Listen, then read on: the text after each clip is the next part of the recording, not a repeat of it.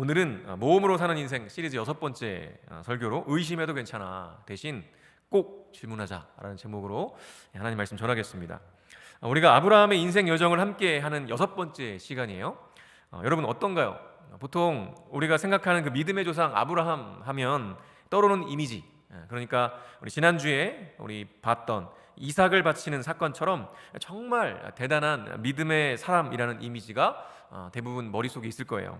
그런데요, 지금까지 5번 정도 이게 아브라함의 첫 여정부터 우리가 함께 살펴본 바로는 어떻던가요? 정말 그 이미지대로 믿음의 사람이던가요? 그렇지만은 않다는 것을 알 수가 있었지 않습니까? 사실 아브라함이 그렇게 자신보다 더 소중한 아들 이삭을 바칠 수 있기까지는요, 정말 오랜 세월 동안 하나님과 동행하며 수많은 믿음의 부침을 겪은 이유였습니다. 그가 믿음의 여정을 시작하자마자 그런 믿음의 깊이에까지 이르렀던 것은 아니라는 것이죠. 아브라함의 여정을 따라가다 보면요, 믿음으로 행하는 부분도 분명히 있지만 때로는 너무나 인간적인 그런 의심과 방황이 드러날 때도 있습니다. 사실 그러한 아브라함의 믿음의 여정이요, 저에게는 상당한 위로로 다가옵니다. 누구나 처음부터 잘하는 사람은 없죠. 자전거를 타는 것만 보아도요, 처음부터 잘 타는 사람은 없는 것 같아요. 나는 자전거 처음부터 잘 탔다. 있으면 안 되는데. 네, 다행히 없는 것 같아요. 자전거를 이제 제 아들도 잘 타는데 지금 12살 됐는데 잘 타는데, 자전거를 처음 배울 때는요, 처음에 세발 자전거부터 시작하죠. 절대로 넘어질 수 없습니다. 웬만하면 넘어지지 않아요. 세발 다 안정적으로 타기 때문에 속도도 느리고 웬만하면 넘어지지 않습니다. 그렇게 해서 자전거를 처음 시작하게 됩니다. 그러다가 좀 적응이 되면 어떻게 되죠? 세 발이 아니라 2발을 타게 됩니다. 그러면 처음에는요, 그 뒷바퀴에다가 작은 바퀴 2개를 달아서 보조 바퀴를 달아가지고 이렇게 4발 자전거를 타게 되죠. 그러다가 어느 정도 안정이 되면, 익숙해지면 보조 바퀴를 떼고 진짜 2발로 가는 지금의 우리 보통의 자전거를 타게 되는 겁니다. 그런데요, 2발이 되는 순간 균형을 잡는 것이 만만치 않다는 것을 알게 되고요, 넘어질까 무서워하게 됩니다. 그러면 어떻게 할까요? 그냥 그 순간 난 무서워서 못하겠어 포기하고 자전거를 평생 안 탈까요? 아니죠. 제 아들이 그럴 때 제가 어떻게 했을까요? 아빠인 제가 자전거를 뒤에서 잡아줍니다. 그리고 2발로 타게 도와주는 거예요. 흔들리지 않게 안정적으로 잘 갈 수 있게, 넘어지지 않게 붙잡아주니까 어때요? 아들 입장에서는 그래도 편안하게 아빠가 잡아주고 있구나 이러면서 2발 자전거를 계속 페달을 밟아가면서 앞으로 나아갑니다. 그러다가 어느 순간 어떻게 할까요? 제가 뒤에서 손을 놔버려요. 그러면 어떤 일이 벌어질까요? 아빠인 저를 부르면서 아빠 잡고 있지? 잡고 있지? 계속 물어보는 거죠. 잡고 있어! 이러면서 선한 거짓말을 하는 겁니다. 그러다가 넘어져요? 그럼 막 펑펑 울면서 아빠 왜 안 잡고 있었냐고 막 난리가 나는 거죠. 그러면 미안하다고 이번 꼭 잡고 있을게. 또 한 번 해요. 또 하다가 또 놔요. 아빠 잡고 있지? 잡고 있지? 잡고 있지? 이거 또 넘어져. 그렇게 반복하다가 어떻게 돼요? 결국은 진짜 나도 너무너무 잘 타게 되어 있죠.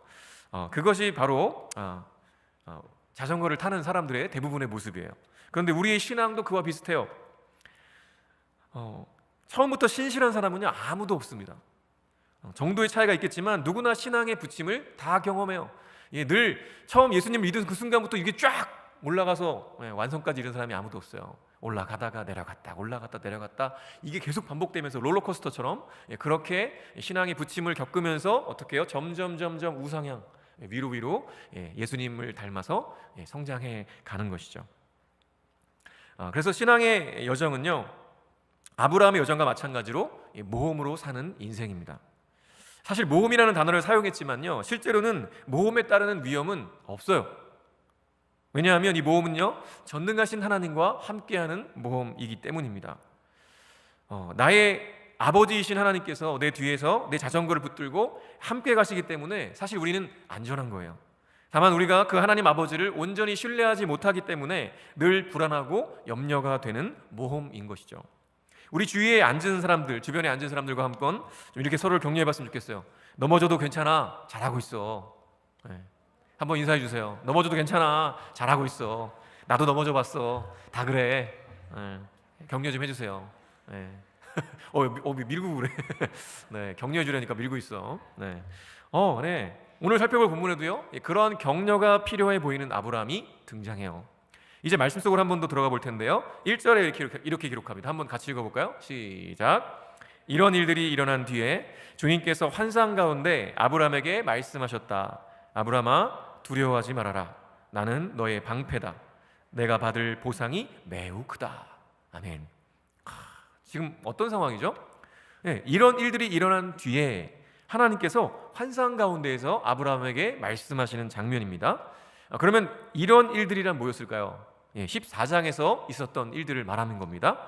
바로 메소포타미아 그 북방 왕들의 연합군에게 잡혀갔던 롯을 집에서 길렀던 사병 318명과 함께 쫓아가서 구해왔던 일, 그렇게 승리하고 돌아오는 길에 소돔의 왕이 제시한 이 제물을 거절했던 일, 또 대제사장 멜기세덱을 만나서 11조를 드렸던 일들을 말하는 것이죠.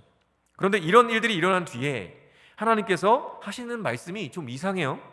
아브라함아, 두려워하지 마라. 왜 이런 말씀을 하셨을까요? 318명의 사병으로 북방의 강력한 왕들의 연합군을 물리치고 승전했고요. 게다가 재물을 가지고 자신의 다스림 안에 있으라는 그 소돔 왕의 유혹도 담대하게 물리쳤던 아브라함이었어요. 그런데 도대체 무엇을 두려워하고 있기에 하나님께서 두려워하지 말라고 말씀하시는 것일까요? 이건 두 가지로 볼 수가 있는데요. 첫 번째는 북방 왕들의 복수에 대한 두려움입니다.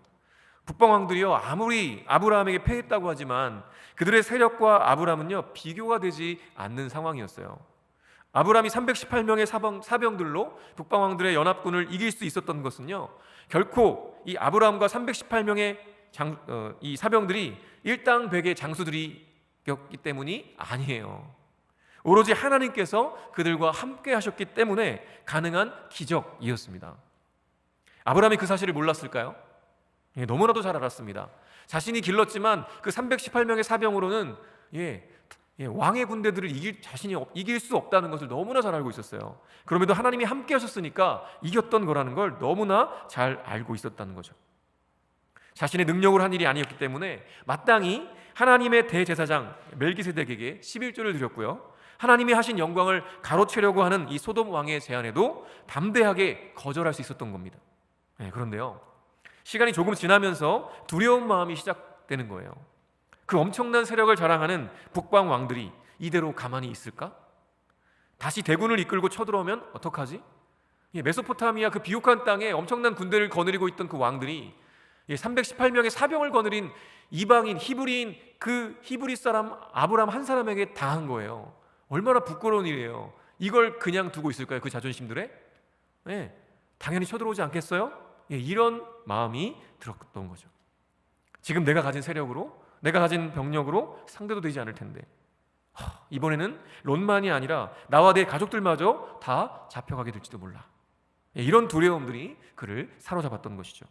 하나님께서 함께 하실 것을 믿고 롯을 구하러 달려갔고 그렇게 하나님의 은혜로 승리했지만 그때는 그때고요, 지금은 북방 왕들의 강력한 힘 앞에 보복을 두려워하는 상황에 놓여 있었던 거죠. 이러한 예들은요 다른 성경 본문에도 찾아볼 수가 있는데요, 바로 이 선지자 엘리야가 바알과 아세라의 850명의 선지자들과 기도 배틀을 했던 사건이 있었습니다. 갈멜산에 있었던 사건인데요, 당시 가장 악한 왕이었던 이스라엘의 아합 왕, 그리고 더 악한 악녀였던 왕비 이세벨, 이 두 사람이요 하나님의 선지자들을 모두 죽이는 만행을 저질렀습니다. 정말 철저한 바알 숭배자들이었는데 그들이 바로 하나님의 선지자들 다 죽였죠. 그런 상황에서 하나님의 선지자 중에 홀로 남은 엘리야가 바알과 아세라의 선지자 이 850명과 기도 배틀을 제안합니다. 무슨 말이냐면요, 이 바알과 아세라를 섬기는 이 아합과 이세벨의 세가 너무 득세하고 있으니까 백성들마저 어떻게 해요? 바알과 아세라를 섬기는 거예요. 하나님은 없는 것처럼 하나님을 섬긴다고 말하면서 결국 바알과 아세라를 섬기고 있는 백성들을 보면서 얼마나 가슴이 아팠겠습니까? 그래서 결국 제안을 했는데 너희 850명의 선지자들 다 나와, 누가 하나님인지 겨뤄보자 라고 제안을 하는 겁니다. 무슨 말이냐면 갈멜산에 올라가서 두 제단을 쌓고요, 한쪽에는 바알 선지자들이 소를 제단에 올려놓고 각을 떠놓고 기도를 합니다. 그리고 다른 한쪽에는 엘리야가 소를 제단에 올려두고 또 하나님께 기도하는 거예요. 그래서 하늘에서 불이 내려와 재물을 태우는 쪽이 진짜 하나님이심이 증명되는 거다 라는 제안을 한 겁니다. 그런데 결과가 어땠을까요?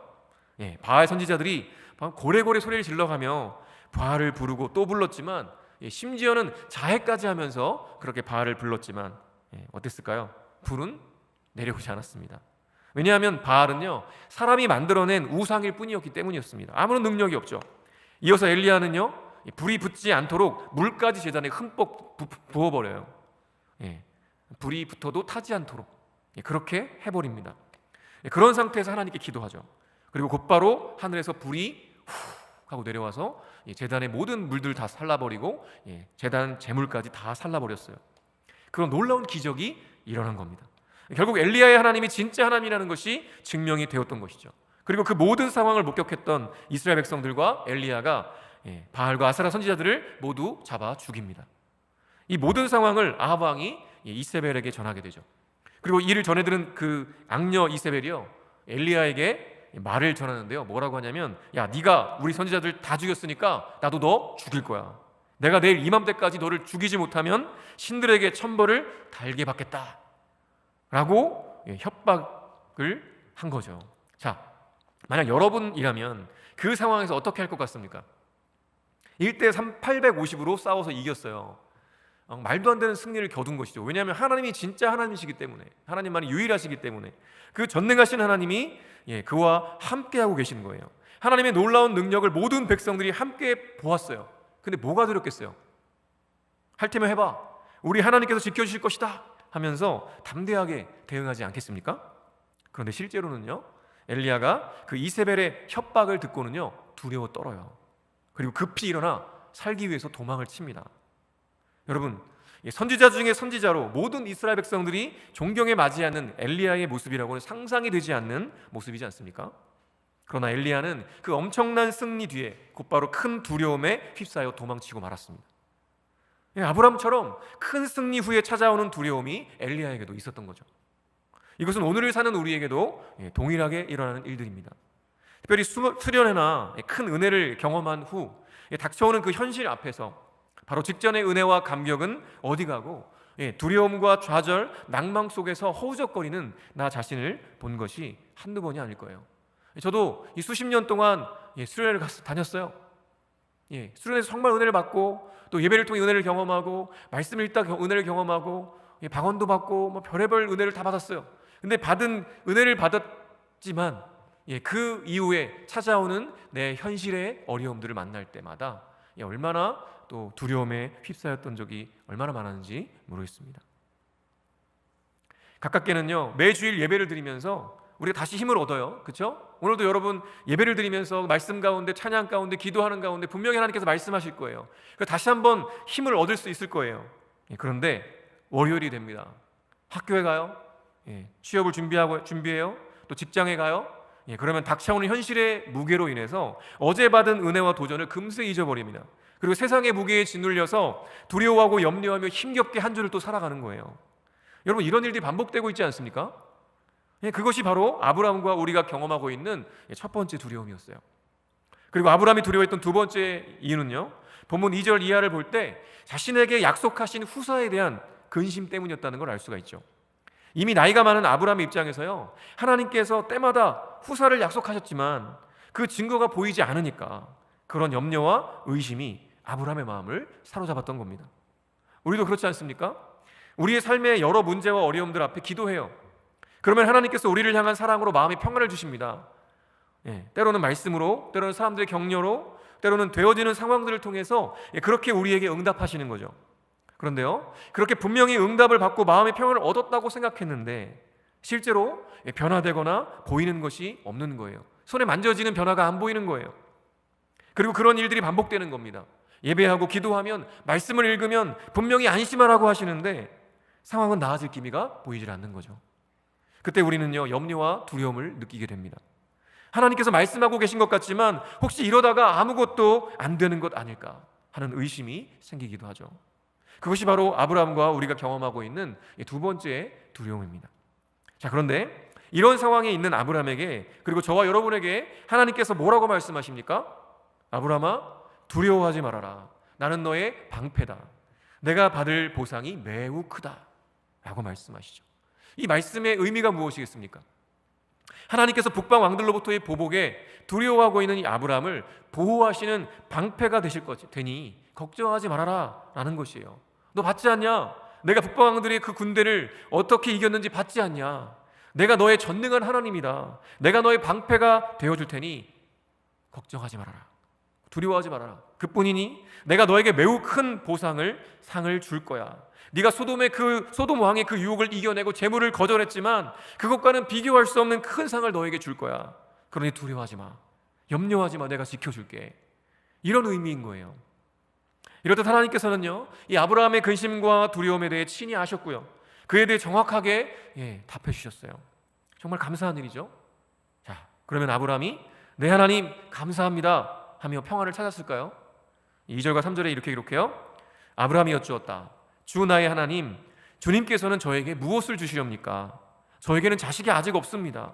저의 재산을 상속받을 자식이라고는 다마스쿠스 녀석 엘리에셀 뿐입니다. 주님께서 저에게 자식을 주지 않으셨으니 이제 저의 집에 있는 이 종이 저의 상속자가 될 것입니다. 안타깝게도요, 평안하지 못했어요. 오히려 우리가 예상하지 못했던 반응을 보입니다. 주 나의 하나님, 주님께서는 저에게 무엇을 주시렵니까? 라는 질문을 드리고 있어요. 반문이죠. 사실 세번역의 이 질문은요, 좀 순화된 표현이에요. 본래의 뉘앙스로 보면 이렇습니다. 저에게 방패가 되어주신다고요? 네, 알겠습니다. 저에게 큰 상을 주시겠다고요? 네, 알겠습니다. 그런데 하나님, 그래서 도대체 저한테 뭘 주실 수 있으시죠? 지금 저의 모습을 보세요. 저에게는 아직도 자식이 없어요. 주님이 주신다고 하셨지만 그게 언제적입니까? 아직도 안 주셨으니 그저 내 종인 엘리에셀을 상속자로 삼으랍니다. 이 정도로 볼 수 있어요. 상당히 불경스럽지 않습니까? 당시 고대 근동의 관습으로 보면요, 자식이 없으면 그 부리던 종들 중에서 상속자를 정하는 일들이 있었어요. 아브라함도 그 관습대로 자신에게 자식이 없기 때문에, 하나님이 안 주셨기 때문에 내 종이 나의 상속자가 될 수밖에 없어요 라고 하나님께 어떻게 보면 반협박으로 말씀드린 거죠. 아니, 당신이 안 주시니 내가 도리가 없네요. 그냥 종을 내 상속자 삼을게요. 이런 아브라함의 말에는요, 자기 연민과 함께 하나님에 대한 의심이 배어 있는 것이죠. 정말 주실 수 있으신가? 도대체 준다고 한 지가 언젠데 아직도 안 주시면서, 라는 의심이 있는 거죠. 하나님으로 인해서 그렇게 큰 승리를 맛보았던 아브라함이 자신의 무자함을 보며 또다시 옛사람의 습관처럼 불신앙과 의심이 고개를 들기 시작했던 거예요. 자, 우리의 모습 속에도요, 이 아브라함과 같은 모습을 종종 찾아볼 수 있습니다. 이제 어느 정도 신앙의 성장이 있는 것 같아 보여요. 그렇게 느껴지고 큰 은혜도 맛보았어요. 그런데 현실적인 문제에 부딪히면 어떤가요? 언제 은혜 받았느냐는 듯이 불신앙과 의심이 고개를 듭니다. 특별히 재정적인 부분에서 이러한 불신앙의 문제가 두드러지게 나타나는 걸 우리는 보게 돼요. 이 세상을 살아가면서요, 돈은 있어야 됩니까? 없어야 됩니까? 있어야 되죠. 많을수록 좋은가요? 네, 많을수록 좋겠죠. 네, 그 많은 돈을 가지고 많은 사람들을 도울 수 있으면 더 좋겠죠. 네, 정말 여러분이 돈을 많이 벌었으면 좋겠어요. 그래서 밥 좀 많이 사주세요. 그랬으면 정말 좋겠습니다. 돈이 없으면 살아갈 수가 없어요. 필수예요. 저도 재정적인 어려움에 부딪힐 때면요, 상당히 마음이 힘들어요. 고민되고 살 길이 막막합니다. 특별히 또 가정을 이루게 되면요, 가장의 입장이 되면 가족들을 먹여 살려야 되는데 도대체 어떻게 해야 되나, 이런 막막함이 정말 상상을 초월하는 아픔으로 다가옵니다. 고통이죠. 요즘 우리 대한민국의 청년들의 삶을 보면요, 정말 소망이 없어 보이는 것이 현실이에요. 힘들게 공부해서 대학에 가건 아니면 취업을 하건 힘든 것은 매한가지인 것 같습니다. 대학에 들어가면 낭만에 취해보기도 전에 벌써 수많은 과제와 취업 준비로 벌써 숨이 차요. 거기에 등록금을 마련하는 것이 그리 어렵지 않다면 괜찮겠지만, 장학금을 받아야 한다면요, 과제뿐 아니라 공부도 당연히 열심히 해야 되는 거죠. 그래서 학점을 잘 받아야 돼요. 그런데 등록금이나 생활비를 벌어야 한다면, 그래서 알바를 해야 된다면 어떻습니까? 자연스레 과제와 공부에 투자해야 될 시간이 적을 수밖에 없겠죠. 그러면 당연히 학점을 제대로 받기가 어려워집니다. 그러면 당연히 취업할 때도 불이익이 있을 수밖에 없는 거죠. 악순환이 반복되는 거예요. 어쨌든 그러다가 취업을 했어요. 취업하면 어떤가요? 열심히 일을 해도 학자금 대출금 갚다가 시간이 가버려요. 그렇게 다 갚다 보면 어느새 20대가 지나고 30대로 접어듭니다. 준비된 것도 없는데 연애는 어떻게 해요? 뭐 가진 것도 없는데 어떻게 결혼을 생각합니까? 하는 생각이 드는 게 어찌 보면 자연스러운 반응일 거예요. 경쟁사회 속에서 일에 대한 자부심과 공동체의 일원으로서의 보람을 느낄 수 있는 직장인들이 또 얼마나 되겠습니까? 자기 직장에 만족하며 그렇게 자아실현하면서 살아가는 청년들이 얼마나 되겠어요? 그렇게 나의 자아실현과 발전을 위해서 또 공부하고 배우고 그렇게 이직을 준비하며 또 젊음을 보내게 되는 겁니다. 그렇게 다람쥐 쳇바퀴 돌듯이 열심히 달렸지만 남은 것이 없는 것 같다라는 생각이 들 때가 있죠. 그럼 정말 너무나 허무하고 우울한 거예요. 이런 바쁘고 힘겨운 생활 속에서 일주일에 한 번 주님 앞에 나와 예배하는 것도 힘들 때가 있을 거예요. 거기에 임원으로 또 리더로 교사로 찬양팀으로 방송팀으로 섬기고 있다면 어떨까요? 내 젊음을 갈아넣고 있는데도 왜 내 인생은 이렇게 어렵고 힘들기만 한 거죠? 이런 질문이 생기지 않겠습니까? 이 정도면 하나님이 내 삶을 좀 책임져 주셔야 되는 것 아닌가? 내 삶의 길을 좀 열어주셔야 되는 거 아닌가? 라는 생각이 들기도 합니다. 학점도 좀 잘 나오고 취업의 문도 좀 잘 열리고 남들 다 하는 것 같은 연애도 좀 잘할 수 있게 도와주시고 그래야 되는 거 아닌가? 뭐 이런저런 생각이 오가게 되죠. 그러다 보면 내 안에 의심이 쌓여갑니다. 불안과 불만이 쌓여가죠. 원망이 쌓여갑니다. 그런 답답한 심정을 가지고 예배를 드리면요, 교회에서는요 늘 예배에 집중해라, 말씀을 붙들어라, 기도의 자리로 나아가라, 때를 기다려라 와 같은 뻔한 단말을 들려주는 것 같지 않습니까? 어쩌다 내 안에 있는 의심과 불안들을 내비추기라도 하면 이 친구가 요즘 신앙이 많이 떨어졌네 하는 말을 들을까 봐 또 괜한 오해와 말들을 듣고 싶지 않아서 말하기도 어려울 때가 있지 않습니까? 그래서 그냥 혼자 끙끙 앓다가 그 의심과 불안들이 해소되지 않은 채로 그렇게 하나님과 더 멀어지고 있지는 않습니까? 아브라함도 그랬어요.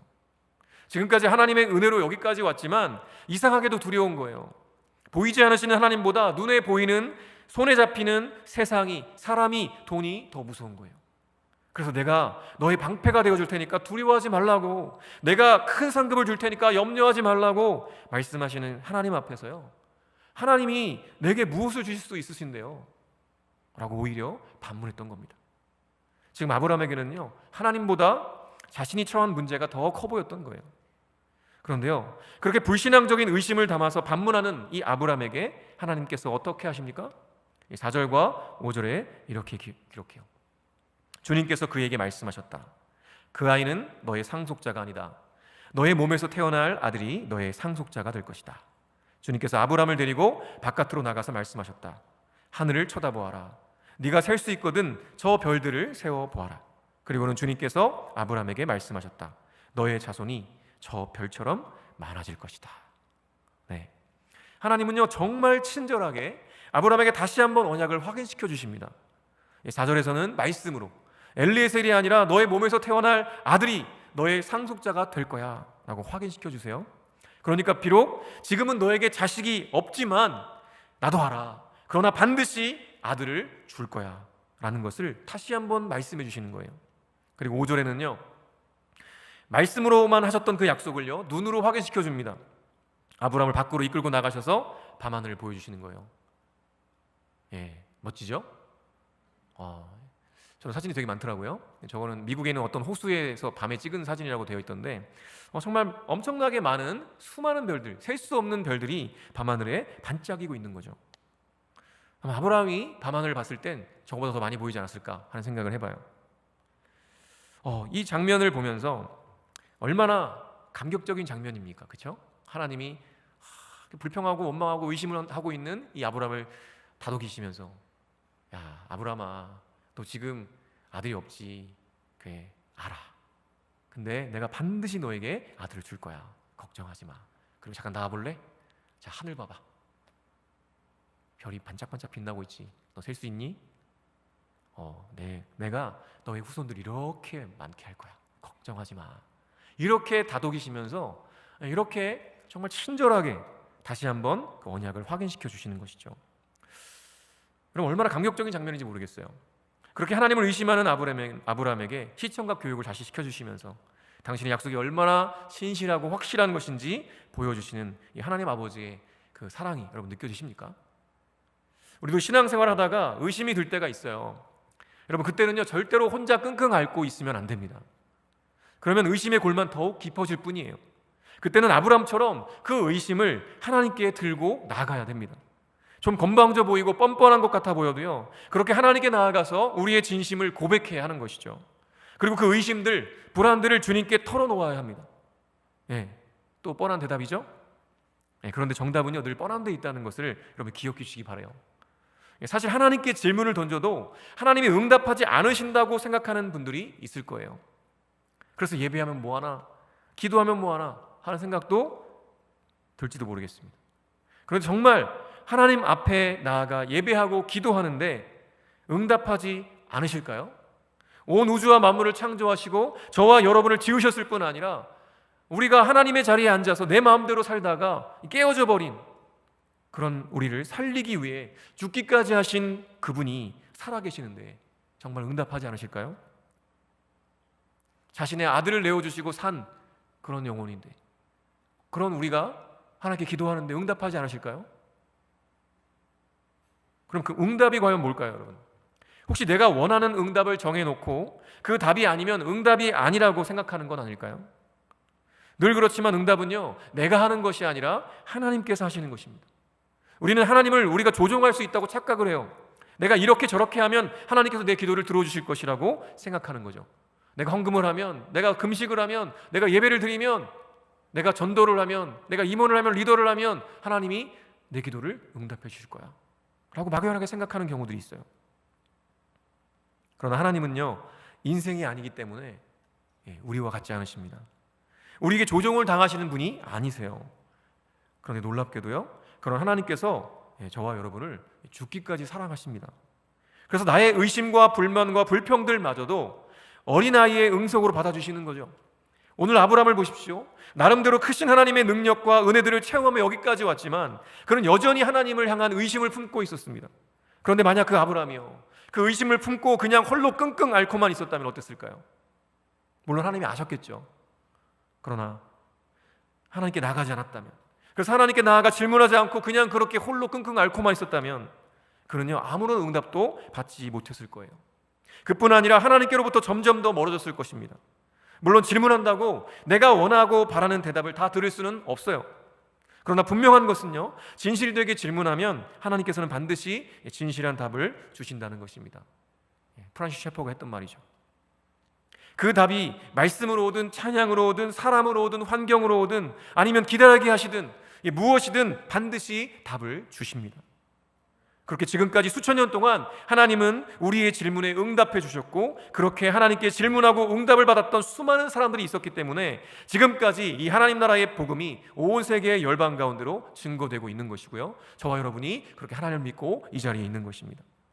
그리고 하나님은요 우리가 당신을 의심한다고 해서요 결코 화내지 않으십니다. 결코 꾸짖지 않으세요. 아브라함의 의심에도 불구하고 그렇게 친절하게 시청과 교육까지 시켜가시며 다시 말씀해 주시는 분이세요.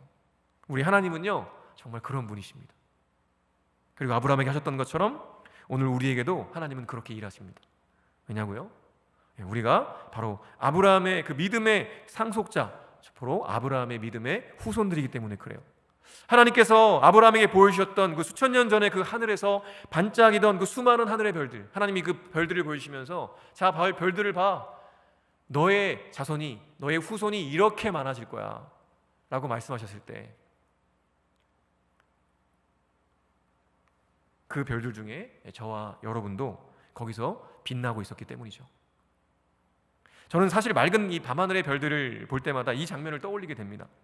그리고 아브라함에게 보여주셨던 그 밤하늘이 이랬을까? 아브라함이 그 별들을 보면서 어떤 생각을 했을까? 수천 년 전에 아브라함이 보았던 그 반짝이는 별들, 하나님께서 너의 후손이라고 말씀하신 그 수많은 별들 중에 이렇게 나도 빛나고 있었겠구나. 그래서 내가 지금 믿음의 후손으로 이 자리에 서 있겠구나. 나는 이미 하나님의 마음 안에 있었구나 라는 것들을 생각하면서 하나님께 감사와 찬양의 고백을 드리게 됩니다. 얼마나 감격적인지 모르겠어요. 하나님의 약속은요 이렇게 수천 년이 지나서 저와 여러분이라는 확실한 열매로 이루어졌고요, 앞으로도 더욱 많은 열매로 완성될 것입니다. 우리는 그렇게 아무런 자격도 능력도 없으면서 오히려 죄짓기의 달인이면서도 하나님의 사랑을 정말 놀랍도록 하나님의 사랑을 받고 있는 거예요. 그러면 하나님께서 우리에게 바라시는 것은 무엇일까요? 우리가 하나님을 온전히 신뢰하고 의지하는 거예요. 오늘 6절 말씀을 볼까요? 다 같이 한번 읽어보겠습니다. 시작. 아브라함이 주님을 믿으니 주님께서는 아브라함의 그런 믿음을 의로 여기셨다. 아멘. 아브라함이 하나님 앞에 의롭다고 여겨진 것은 무엇 때문이었습니까? 아브라함이 여호와를 믿었기 때문이었어요. 주님의 말씀을 믿었기 때문이었어요. 아브라함이 한 것이라고는요, 그저 하나님께서 하신 약속을 믿은 것이 전부였습니다. 그럼에도 하나님은요, 아브라함을 의롭다고 여겨주셨어요. 이것이 바로 아무런 값없이 주어지는 하나님의 은혜인 것입니다. 받을 자격 없는 우리에게 주어지는 하나님의 선물인 것이죠. 그러니 의심이 들 때, 불평과 원망이 있을 때 그냥 홀로 끙끙 앓지 마십시오. 의심에도 불평에도 다 괜찮습니다. 대신요, 그 의심과 질문들을 가지고 뻔뻔하게 하나님께 나아가서 꼭 질문하시길 바랍니다. 우리 하나님께서 원하시는 것은요, 우리가 로봇처럼 하나님이 명령하신 대로 그대로 그냥 순종하는, 복종하는 그런 비인격적인 사랑이 아닌 거예요. 우리가 때때로 고민하고 의심하고 불평하고 원망도 하지만 그런 모든 것들을 다 아버지 하나님께 가지고 나오기를 원하십니다. 왜냐하면 하나님께서 우리를 당신의 형상대로, 그렇게 형상을 닮은 인격적인 존재로 창조하셨기 때문에 그래요. 그러니 걱정하지 말고요, 마음껏 주님 앞에 나아가시길 바랍니다. 나아가지 않고 질문하지 않으면요, 아무런 응답도 받을 수 없어요. 우리가 이 시간 이 말씀들을 좀 기억하면서 우리가 함께 찬송하며 하나님 앞에 나아갔으면 좋겠어요. 찬송가 539장, 제가 참 좋아하는 찬양송 중에 하나인데요, 너 예수께 조용히 나가. 이 찬양의 가사를 여러분 좀 생각하면서 오늘 말씀을 떠올리시면서 함께 이 찬양을 좀 고백했으면 좋겠어요. 우리가 우리 모든 것들을 다 내려놓고 우리 주님 앞에 나아가 주님 앞에 무릎 꿇을 때 우리 주님께서 큰 은혜를 베풀어 주실 것입니다. 우리 함께 이 시간 이 찬양으로 고백하겠습니다.